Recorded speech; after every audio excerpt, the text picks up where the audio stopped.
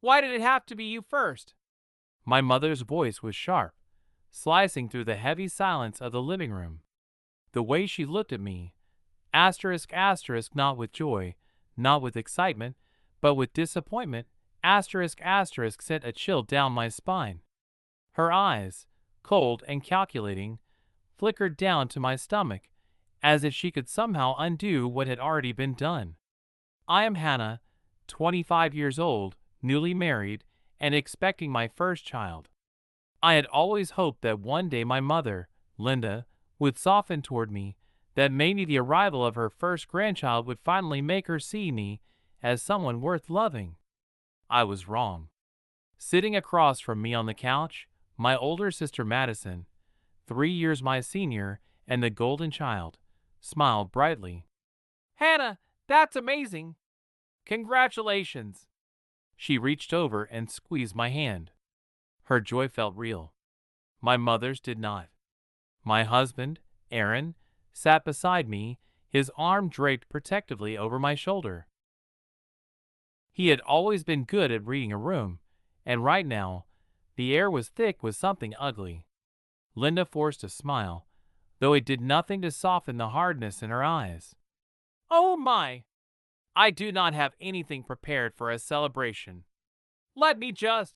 She got up and went to the kitchen, returning moments later with a tray of cookies, the kind Aaron loved but I had always hated. She placed the plate down, then turned to me, still smiling, but her tone was too sweet, too controlled. So how far along are you? 3 months, I said, my voice steady. Her fingers tightened around the edge of the tray, just slightly. 3 months, she repeated, almost to herself. Aaron stood, excusing himself to take a work call. Madison went to the kitchen to make tea. And that was when my mother's mask slipped. The moment the others were out of sight, Linda's face darkened. That fake warmth drained away in an instant. Her voice was low, trembling with anger. The first grandchild should have been Madison's. My stomach twisted. What? She stepped forward, standing over me. Why did it have to be you first? I opened my mouth, but the words never left. She moved faster than I thought possible, her legs swinging out and kicking me, hard, right in the stomach. Pain exploded through my body, a sharp, searing agony that stole my breath. I collapsed onto the floor, hands clutching my belly. Mom, stop! Madison's scream rang out from the kitchen doorway. Aaron was already rushing back in, his face pale with horror. I gasped for air, the pain rolling through me in waves. Madison dropped beside me, fumbling for her phone, her hand shaking as she dialed for an ambulance. Aaron knelt down, his hands gripping mine. Hannah, stay with me. I am right here. Linda crossed her arms, her expression blank. Why are you making such a scene? She tripped. That is all. She tripped? Madison's voice cracked, her face flushed with fury. I saw you. You kicked her. Sirens wailed in the distance, growing louder. The room spun around me, my body screaming in protest as I tried to stay conscious. The last thing I saw before the paramedics lifted me onto the stretcher was my mother's stare, empty, cold, unbothered. And that was the moment I knew I would never forgive her. The ambulance ride was a blur of flashing lights and muffled voices. My fingers trembled against the stretcher, clutching Aaron's hand like it was the only thing tethering me to reality. Every bump in the road sent sharp, hot pain searing through my stomach, a constant reminder of what had just happened. I heard Madison arguing with the paramedics, her voice high and frantic. You have to check the baby first. She was attacked. No, she was kicked. The words barely registered. Aaron sat beside me, his face tight with fury. He had not spoken a word since we left my parents' house, but his grip on my hand told me everything I needed to know. When we got to the hospital, everything moved too fast. Nurses, doctors, monitors, voices blending into one another. Deep bruising. Keep an eye on the baby. Monitor for the next 48 hours. I lay on the hospital bed, my body aching, my mind racing. How had we gotten here? How had my own mother become this? Then Aaron spoke, his voice low and cold. I am pressing charges. I blinked. Aaron. His jaw clenched. She could have killed our baby, Hannah. I am not letting this go. Madison sat in the chair beside me, arms wrapped around herself, like she was trying to hold something in. He is right, she whispered. Mom, she is not going to stop. I have never seen her like that before. I closed my eyes. I had. Maybe not in such a raw, violent way, but I had felt her resentment my entire life. The dismissive remarks, the way she had always put Madison first, the way she had treated my every accomplishment like it was an accident. But this was something else. I exhaled shakily, pressing a hand to my stomach where life was still fighting to stay. Then the door slammed open. Linda walked in. Enough, Aaron growled, immediately stepping between us. But my mother just smiled, as if she had not just tried to break me. I came to check on my daughter. Surely that is not a crime. Madison shot to her feet. Get out! Linda's gaze flicked to me, sharp and knowing. You will not do this, Hannah. You are not going to ruin your family over one little accident. Something inside me snapped. I sat up, ignoring the pain, ignoring the tears still drying on my cheeks. You do not get to decide what I do anymore. Linda's eyes narrowed. Do not be stupid. Do you really want to drag this family through a scandal? Aaron scoffed. You mean do we want to expose what you are? A child abuser? A monster? Linda's nostrils flared, her lips pursing like she wanted to slap the words out of his mouth.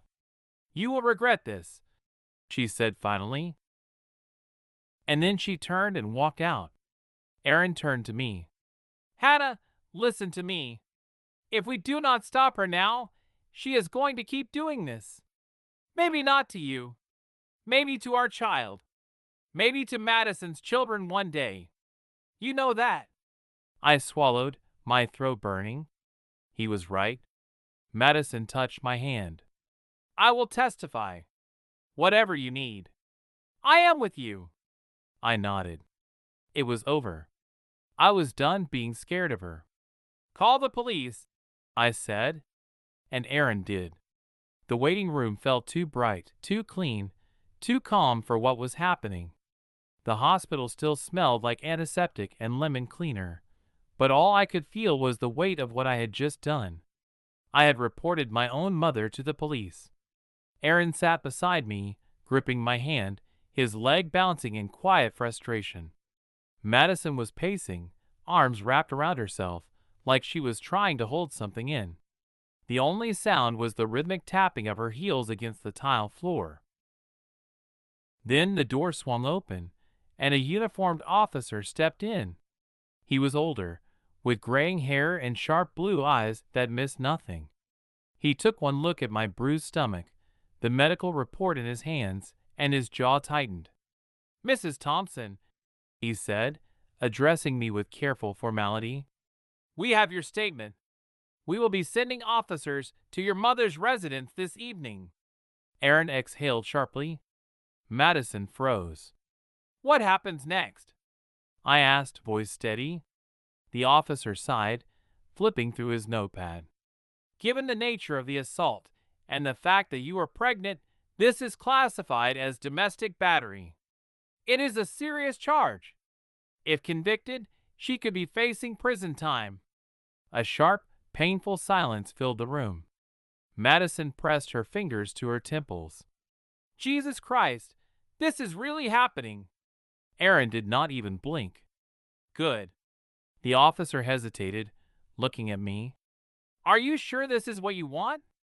Once we proceed, it is difficult to undo. I sat up straighter, one hand resting on my stomach.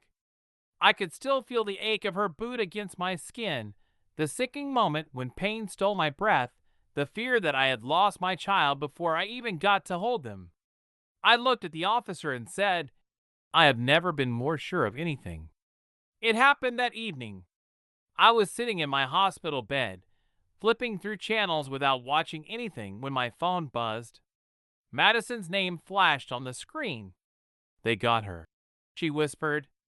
My heart thudded in my chest. What happened? Madison exhaled shakily.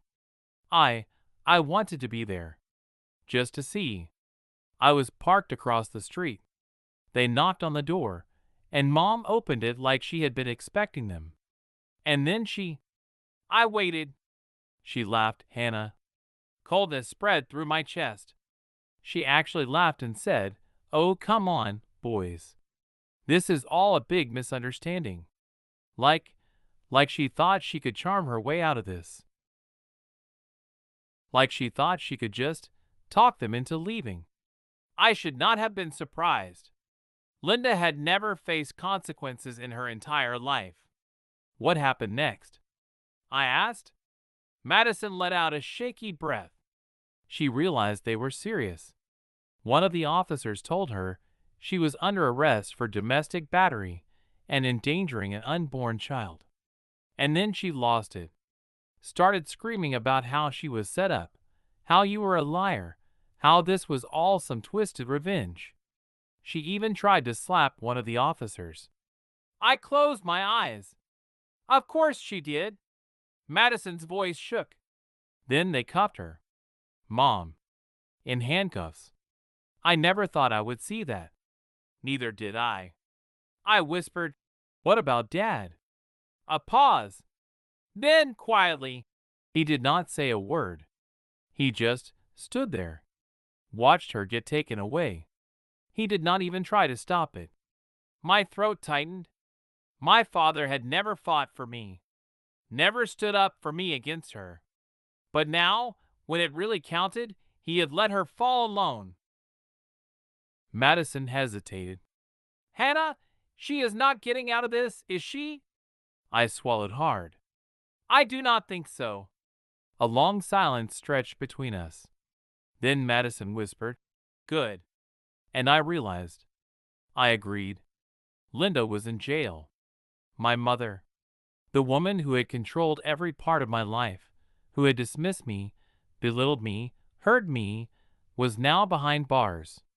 The hospital smelled like antiseptic and bad coffee, and I hated both. It had been 2 days since the attack. 2 days of waiting, of tests, of nurses checking the fetal heartbeat every few hours just to be sure. 2 days of Aaron barely leaving my side, of Madison bringing me fresh clothes because I refused to go back home until I knew my baby was safe. And then, finally, the doctor came in. Dr. Reynolds was an older man, silver hair, and a tired kindness in his eyes. He sat on the edge of the bed, flipping through my chart, and I held my breath. The baby is strong, he said finally. You were lucky. There was some trauma to the abdominal area, and we were worried about placental abruption, but right now, everything looks stable. We will still need to monitor you for the next few weeks, but as of now, your pregnancy is intact. I exhaled so sharply my chest ached. My fingers clutched the blanket, and for the first time in days, I let out a small, broken laugh. Relief. Pure shaking relief. Aaron covered his face with his hands for a moment, then dropped them, his eyes red. Thank you, doctor. His voice cracked. Thank you. Madison was standing by the window, arms crossed, her jaw clenched tight like she was holding something in. The doctor nodded, closed his folder, then looked at me carefully. You should also know that stress like this, it takes a toll. You need rest. You need support. He did not say you need to get away from your family, but I could tell he wanted to. I nodded. I understand. Dr. Reynolds left, and the second the door clicked shut, Madison exploded. She almost killed your baby. Her voice was sharp, furious, like she had been holding it in and it finally snapped. She turned to Aaron, shaking her head. Are we just going to pretend that everything is fine? That she can sit in a jail cell for a few weeks and then get out and move on like nothing happened? Aaron took a slow, steadying breath, but his hands were clenched into fists. No, he said, voice low. We are not. I swallowed hard, pressing a hand to my stomach, feeling the faintest flutter beneath my palm. My baby? Still here. Still fighting. And then I realized something. I had spent my entire life waiting for my mother's approval, for some kind of warmth, for some sign that she truly cared. But she had never cared. Not when I was a child, not when I became an adult, and not when I told her she was going to be a grandmother. And now? She would rather kill my baby than let me have something before Madison. Something inside me turned ice cold. I pushed the blankets back and moved to stand. Aaron was at my side immediately. Hannah, what are you? I need to talk to my father, I said. Now! The drive to my parents' house was silent. Aaron's knuckles were white on the steering wheel, his jaw tight. Madison sat in the back, arms wrapped around herself, staring out the window like she was somewhere else entirely. When we pulled into the driveway, my father was already outside, sitting on the porch, sipping his coffee like it was just another morning, like nothing had happened. I stepped out of the car, and he barely glanced at me. Came to see the damage you have done?